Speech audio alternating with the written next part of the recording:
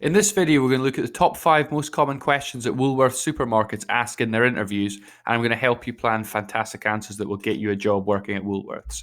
So let's start with a question that is asked in every single interview that I've ever heard of, and that is simply, what times can you work? And this is a make or break question. It's probably the most important question for deciding whether they are going to hire you or not.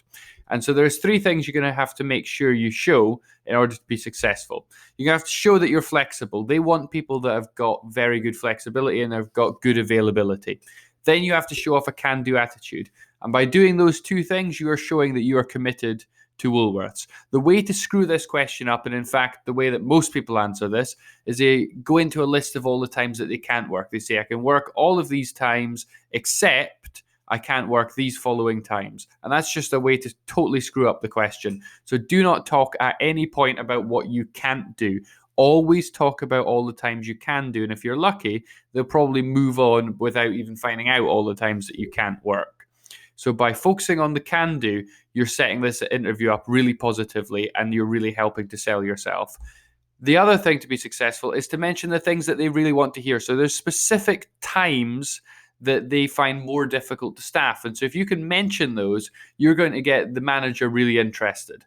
So if you can work at store opening, so that's quite early in the morning. Some people don't like to get up early. So if you're happy to do that, that is going to get the manager a little bit more interested.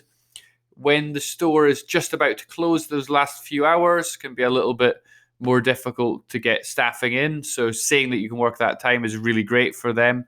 If you're happy to work weekends, again, a lot of people would rather work Monday to Friday, but if you're happy to do weekend shifts, definitely mention that.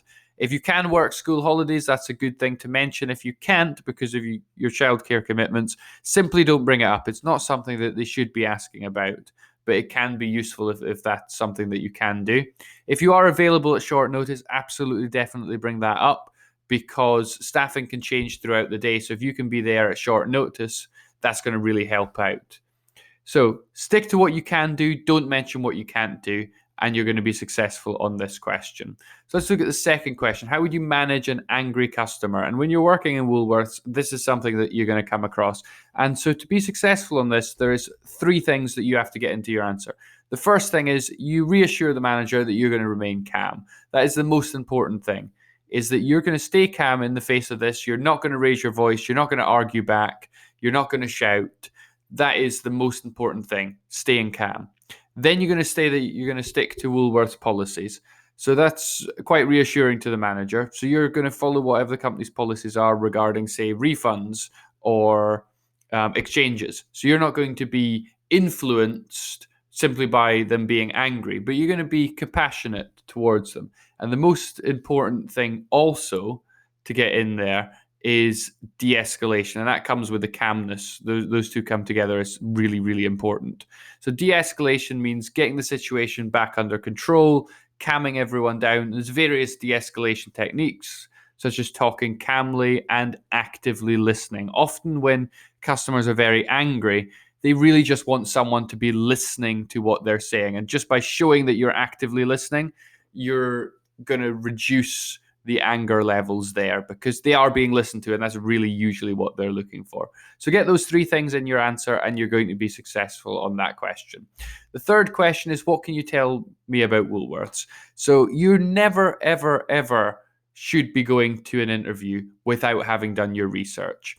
And the way to structure your research on this is to think about that diagram on the right. So you've got a series of circles, and in the center is what everyone knows. So a rubbish answer just has the obvious things like Woolworths is a supermarket. That's very unimpressive. And then what you have to do with the research is move out.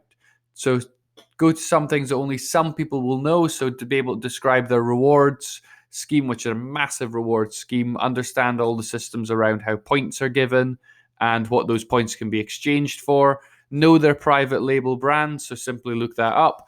For example, you've got Woolworths Essential, you've got Gold, and they have a lot of different brands in various product categories. And it's worth knowing and recognizing the ones that are Woolworths and the ones that are not. You should know that it's part of the Woolworths Group. So that's a conglomerate of various companies led by their supermarket operations. Then some things that show that you've really done your research is that in the 1980s, a lot of the company stems from their takeover of Safeway. You can talk about their other brand, Big W, and their founding in 1924. And a key thing for Woolworths is that they operate mainly in what's called a duopoly. So Coles and Woolworths basically dominate the entire market. And so by just getting those little facts in there, you're showing that you've done your research.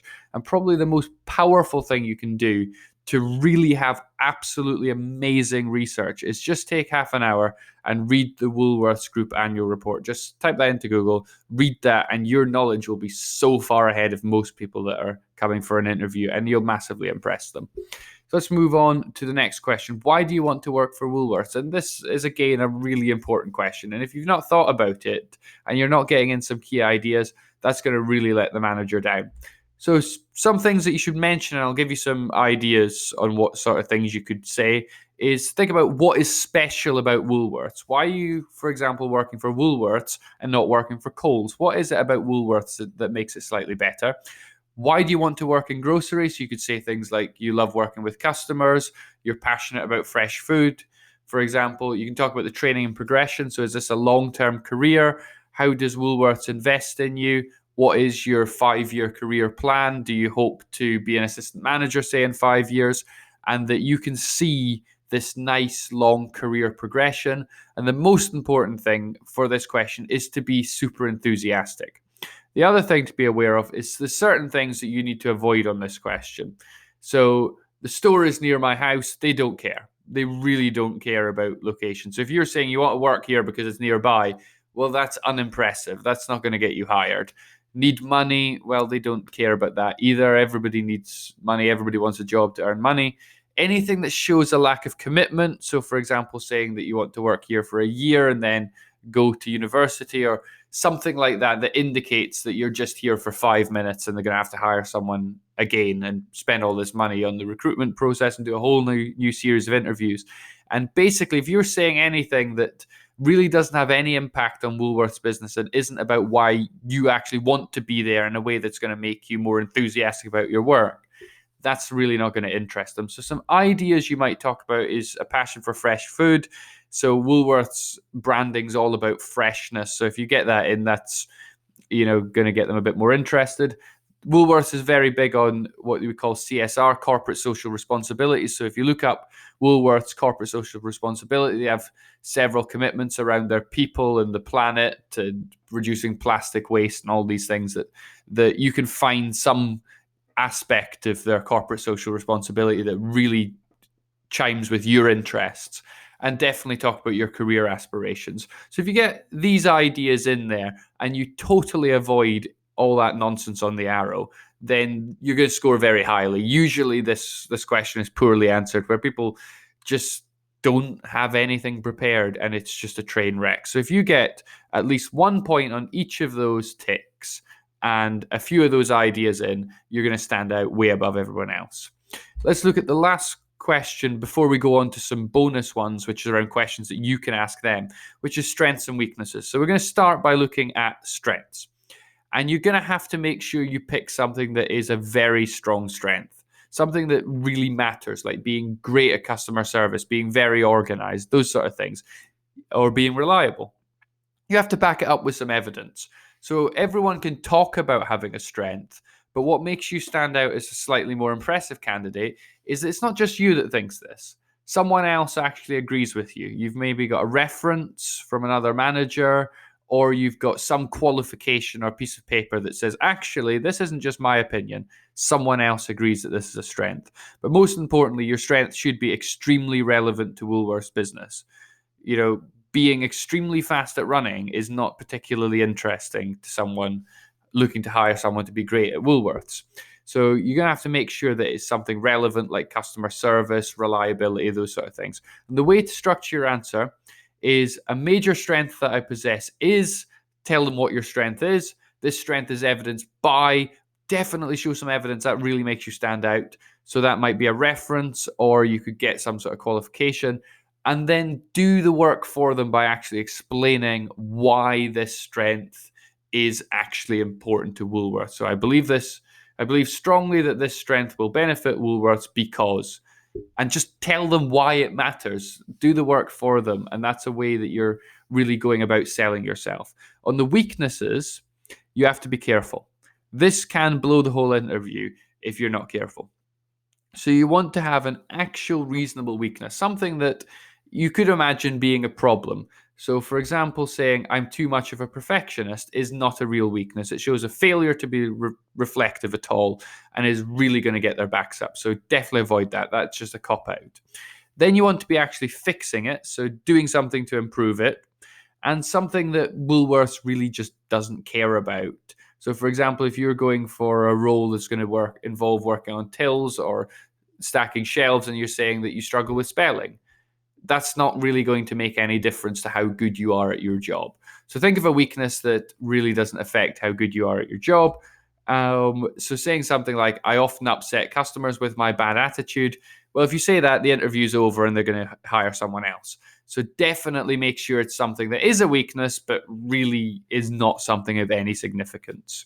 And then the way you structure your answer is you say, a weakness that I'm aware of is, tell them your weakness that doesn't make a difference to their business, and then show you're actively doing something about it by saying, I'm actively working to overcome this by, and say what you're doing. So you might be doing some mentoring, you might have taken an online course, you might be doing something else that's going to actually make that weakness go away in a short period of time. And let's look at bonus. So these are some great questions to ask that will help you stand out at the end as a good employee, potentially.